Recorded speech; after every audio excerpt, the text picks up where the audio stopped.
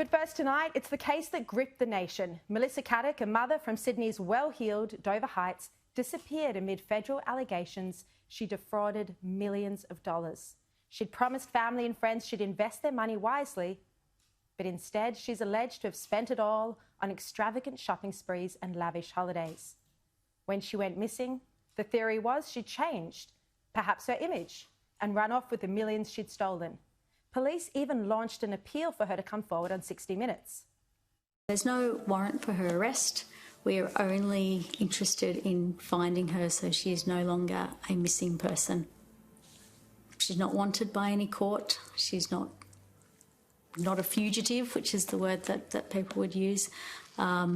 She can go back, see her husband and her son. But her bank accounts hadn't been touched and she'd left home without her phone or any money. Then on Friday, a grim discovery. Her shoe with human remains washed up on the south coast. And now this weekend, more human remains have washed ashore at another south coast beach. Joining me now for a Sky News exclusive, Assistant Police Commissioner and Commander of the New South Wales Police Force Central Metropolitan Region, Mick Willing. Mick, thank you so much for your time. Thank you, Sharri. Look, I just want to start with, one of the most tragic parts of this case, of course, is Melissa's teenage son. Yep.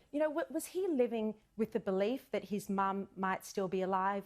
And how's he been coping since the news broke on Friday? Well, his mother was last seen physically alive on the 11th of November last year, and obviously on Thursday night we broke news to him and Melissa's husband that her remains had been found, or part of her remains had been found and matched via DNA. He was very distressed, and our thoughts and prayers go with him and his family. Obviously, it's a very distressing time for him. So he had been hoping that she would be found? Yes. Yeah. Just in terms of her death, are you treating this now as a murder investigation or a suicide? Look, at the end of the day, we're keeping an open mind. Now, I know that police say that about all of these types of cases, but this is really a mystery to us. So we can't rule out anything in or anything out in terms of these circumstances. But obviously, the circumstances of her leaving the way that she did, she left her keys behind, her mobile phone, her personal belongings. It suggested that it may well have been suicide, but equally, she may well have been on the run for some time before her remains have been discovered. So we're not ruling anything in or out at the moment.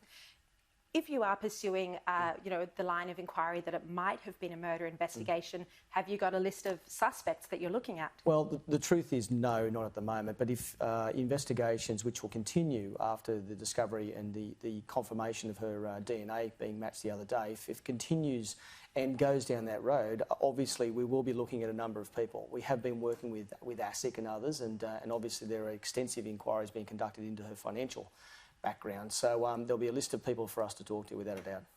Just before the discovery of the remains earlier a week ago, an arrest warrant had been taken out for her. Why did police think she was still alive? Look, the arrest warrant was taken out by the Australian Securities Investment Commission for an offence under the Corporations Act. Look, at this point, we had no information that suggested one way or the other what had happened to her. So it was quite an appropriate assumption to assume that she may have been out there and on the run. The fraud investigation was being conducted by ASIC alongside the missing persons investigation, so they didn't cloud each other. And again, those actions were taken by ASIC, and unfortunately there was a turn of an event on Thursday and Friday. But there were even reports that she might have had a different disguise or changed her appearance. Was there anything that had led police to more heavily pursue this line of inquiry rather than the suicide? Look, we had lots of pieces of information that had come in over the last 3 months. There was no confirmed sightings of her, but given her history, we were well aware of the fact that she had been quite deceptive to a lot of people, including people close to her. So anything could have been, part and parcel of this case, but we couldn't rule anything in or out, and we were keeping an open mind all along. How much did the manhunt cost, and did it stretch overseas? Did you have people looking for her offshore? That's a good question. I don't know definitively how much it cost, but we most certainly made inquiries interstate. We made inquiries in the United States and in the United Kingdom as well in relation to her. So an extensive inquiry, and that will go on for some time while we prepare a brief of evidence for the coroner. Yeah.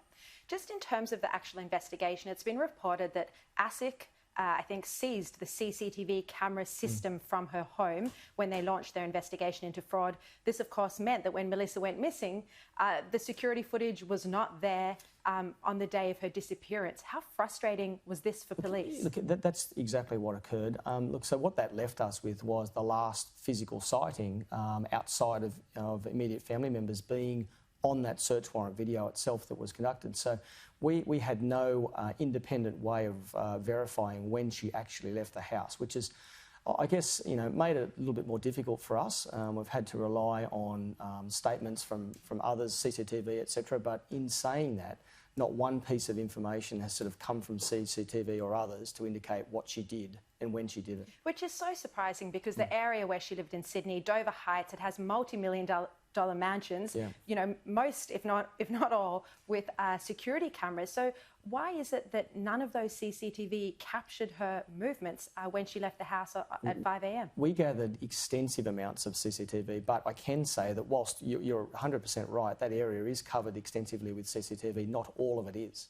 And there were parts in and around where she lived that weren't covered by CCTV, which again made it equally difficult for us. But you'll be going back and looking back at the cameras from homes in that area now that her remains have been found? We've done that already, but we will. Should further information come back in, we'll always go back and have a look at our holdings, including CCTV. Yeah. Assistant Commissioner Mick, thank you so much for coming in and for the update tonight. Thank you, really Sharri. appreciate it.